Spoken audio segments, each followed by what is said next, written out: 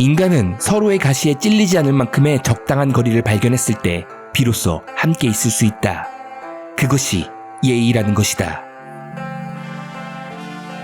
나는 궁금했다. 가시의 정체가. 그래서 알고 싶었다. 가시의 정체를. 그리고 알아냈다.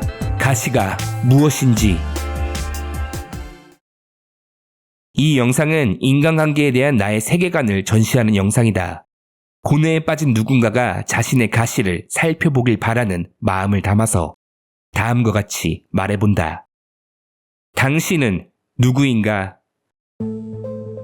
혹시 직업을 이야기하려고 했는가? 어떤 직장에 다니는 어떤 직무의 어떤 직급의 사람이라고? 그럼 직업이 없는 사람은, 백수들은 스스로를 누구라고 설명하지 못하는 그런 존재란 말인가? 나는 직업을 묻는 것이 아니다. 다시, 당신은 누구인가? 딸기를 좋아하는 사람, 돈가스를 좋아하는 사람, 축구, 농구, 게임 등등 무언가를 좋아하는 사람이라고 말하려 했는가? 나는 당신의 취향을 묻는 것이 아니다. 다시, 당신은 누구인가? 스스로를 정의 내릴 수 있는, 자신의 존재를 설명할 수 있는 답변을 찾아보라. 질문을 끝까지 따라가다 보면 결국 누군가의 아들, 딸, 아빠, 엄마, 형, 동생, 언니, 누나, 친구, 동료 등등 외부의 것들을 기준 삼아 스스로를 정의 내릴 수밖에 없는 자신을 발견한다.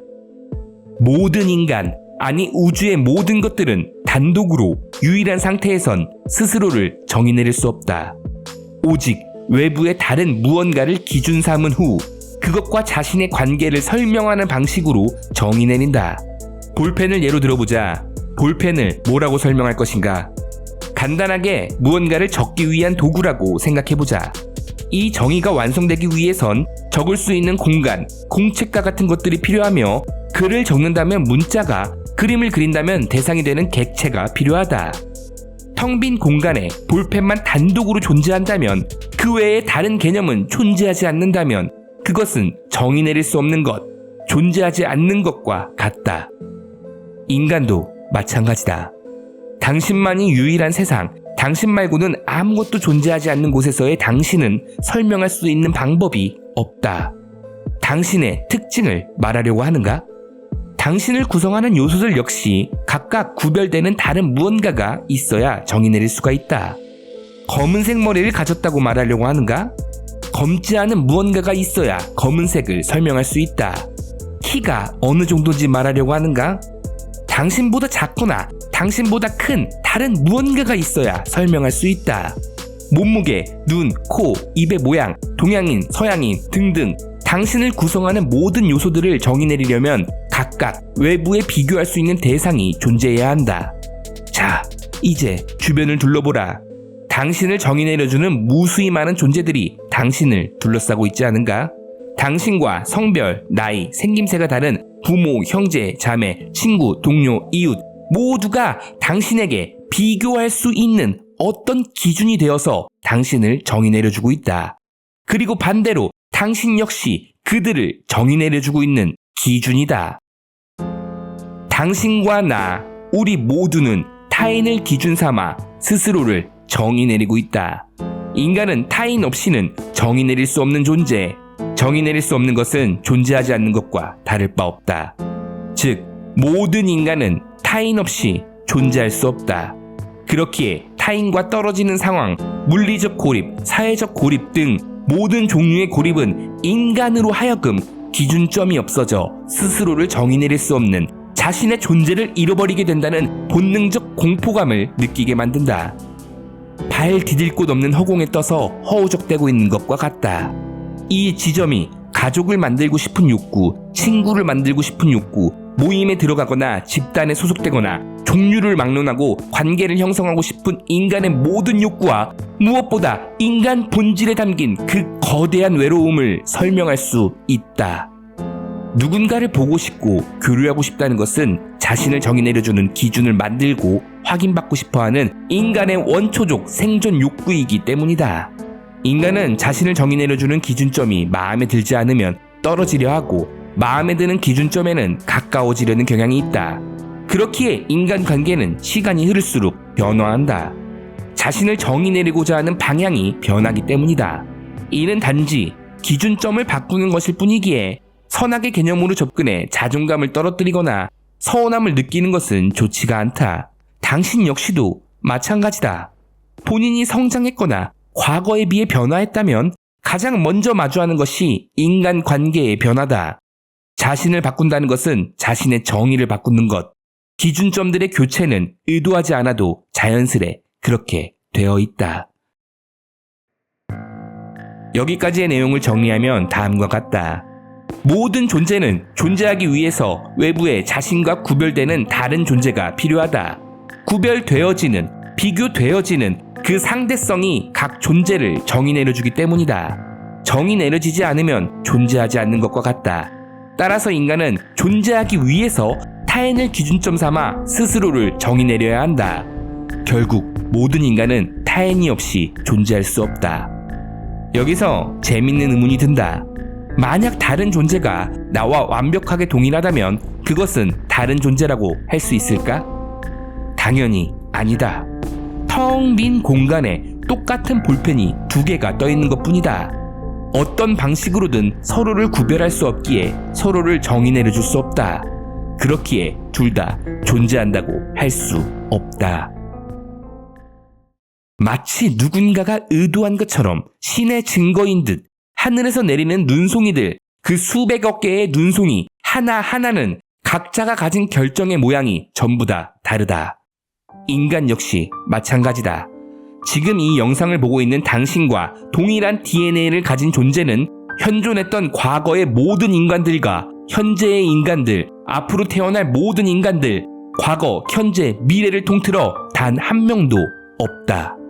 즉, 당신은 과거, 현재, 미래를 통틀어 유일무이한 존재다. 우주는 각 존재에게 고유함을 부여하여 서로를 정의하게 하고 있다.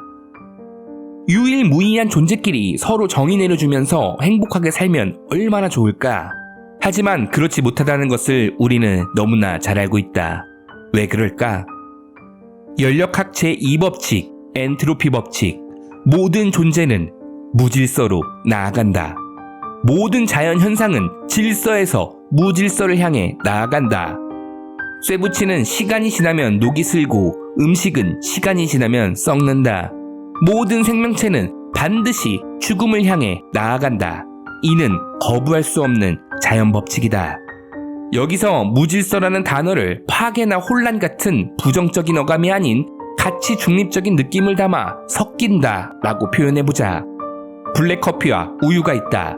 검은색과 흰색, 이 둘을 함께 두었을 때 어떻게 될까? 처음에는 분명 뚜렷하게 구별이 되지만 시간이 지남에 따라 우유는 점점 퍼지게 되고 마침내 연한 갈색 라떼가 된다.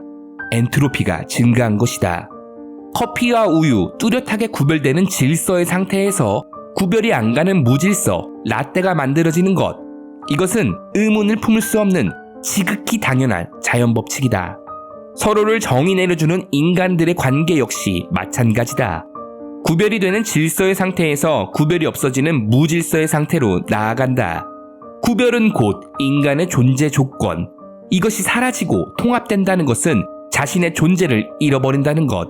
그렇기에 인간은 이 섞임의 상태로 나아갈 것 같은 느낌이 들었을 때 본능적으로 강한 거부감을 느낀다. 이 지점이 인간관계가 모순적 속성을 지니는 이유다. 예를 들어보자. 인간과 인간 사이는 시간이 지날수록 편해진다. 편안함을 느끼기 시작하면 점차 타인을 나의 일부로 인식하려는 경향이 생긴다.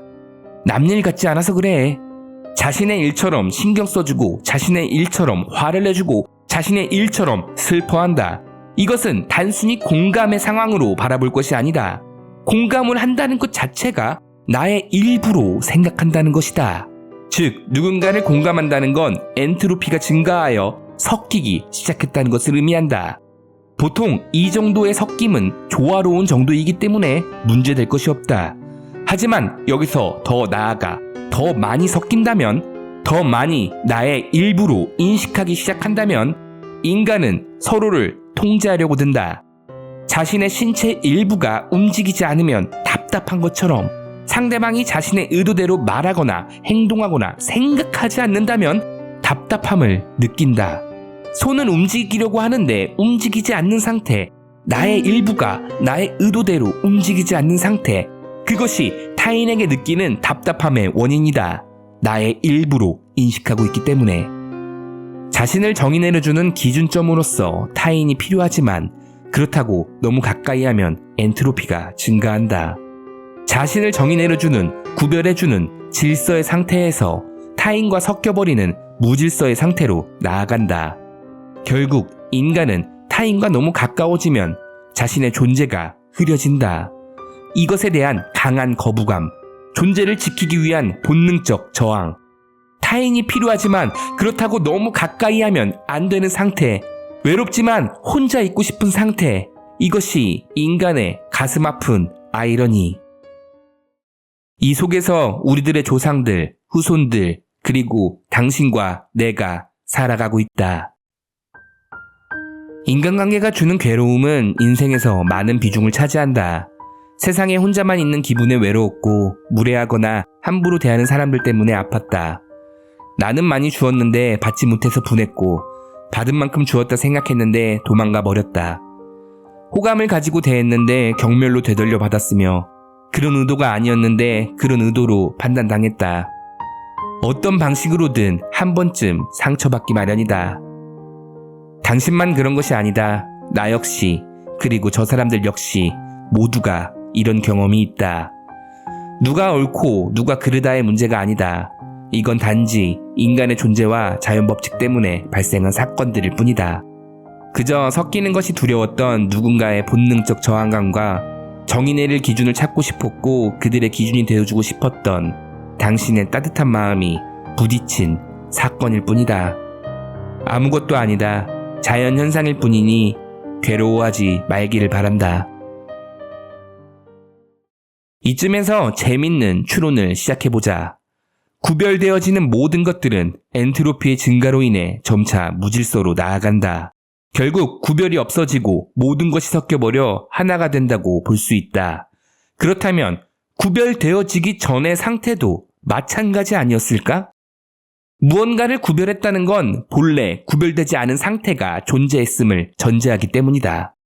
최초에 구별되어지지 않는 어떤 하나가 존재했고 그것이 쪼개져 구별되었다가 다시 엔트로피 증가로 섞여 하나가 되는 것이 아닐까? 최초에 구별되지 않는 어떤 하나, 이것은 모든 것, 태초의 모든 것, 우주 만물의 모든 속성이 다 들어있는 하나의 것. 그렇기에 이것을 뭐라고 부를 수 없었다. 어떤 것을 무엇이라 정의 내리기 위해선 준거할 수 있는 기준이 있어야 하기 때문에, 하지만 이것 이외에는 아무것도 없었기에 정의 내릴 수 없었다. 그래서 이것은 스스로를 정의 내리기 위한 방법을 생각해냈다. 자기 자신을 쪼갠다. 자기 자신을 쪼갠다면 더 큰 것과 더 작은 것이라는 상대성이 만들어진다. 그 상대성은 자신 안에서 자신의 요소들을 정의 내려준다. 그렇게 모든 것은 자기 자신을 쪼갰고 더 큰 것과 더 작은 것이 만들어졌으며 이것과 저것이 생겼고 이것과 저것 중간에 사이가 생겼다. 이 사이를 공간이라 부르고 공간을 채우는 것을 시간이라 부른다. 시간과 공간에서 이것과 저것은 당신과 나는 위대한 전체의 일부이며 서로의 기준이자 유일무이한 구별이다.